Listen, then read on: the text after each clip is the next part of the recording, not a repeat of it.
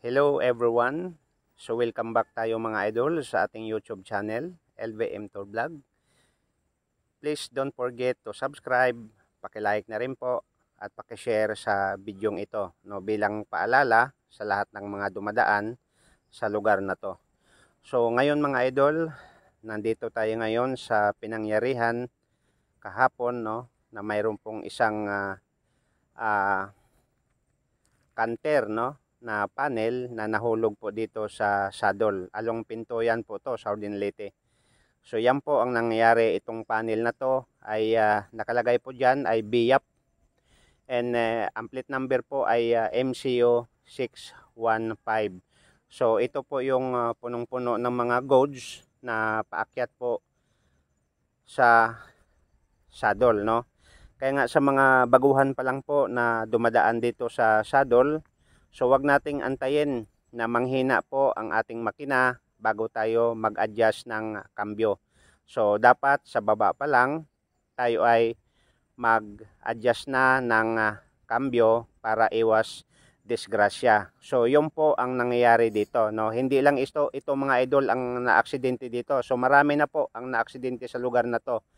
Kaya nga ulitin ko, sa mga baguhan pa lang po na dumadaan sa lugar na to, dapat lagi tayong mag-ingat. Kasi marami na pong mga tumatagili dito, wing van o mga private car sa lugar na to. So ayan po, makikita naman natin yung paahon na yan. Ayan po. So dito tayo mag-ingat, no, kung tayo ay paakyat. Dahil sa mga ganitong uri ng sasakyan mga idol ay talagang mahirap ito ikambyo. Lalong-lalo na sa mga wing van o sa mga panel na dumadaan dito sa lugar na to. So dapat lagi tayong handa, no, at mag-iingat sa pag-drive sa lugar na to mga idol. Kaya nga napakahalaga po na makita ninyo, at sa mga nanonood sa bidyong ito, pa-like na lang po, pa-share at pa-subscribe na rin po sa ating YouTube channel, no, Luzon, Visayas and Mindanao. So ayan mga idol, yung mga nababasag na salamin, no.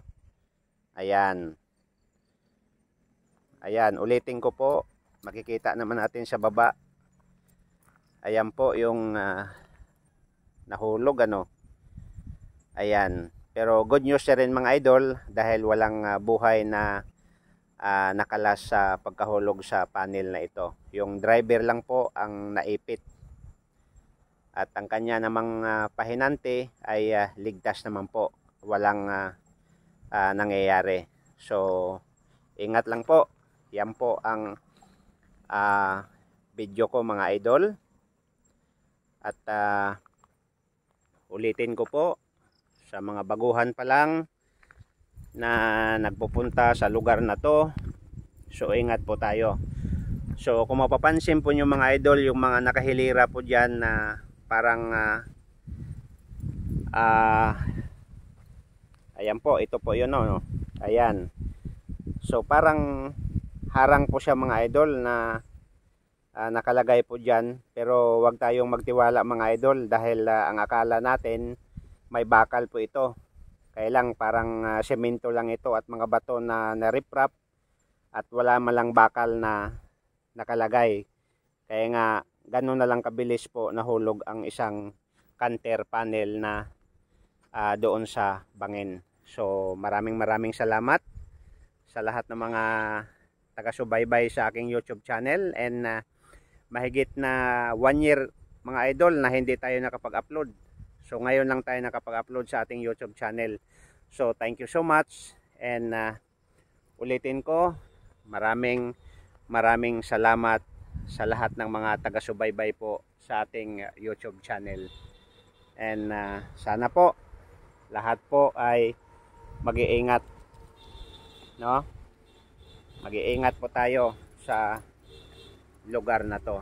Ayan po yung sasakyan ko mga idol sa baba. Ayan po yung isang panel. Ayan, galing sa taas. Ayan, kailangan mag-ingat lang po tayo. Ayan yung motor, oh.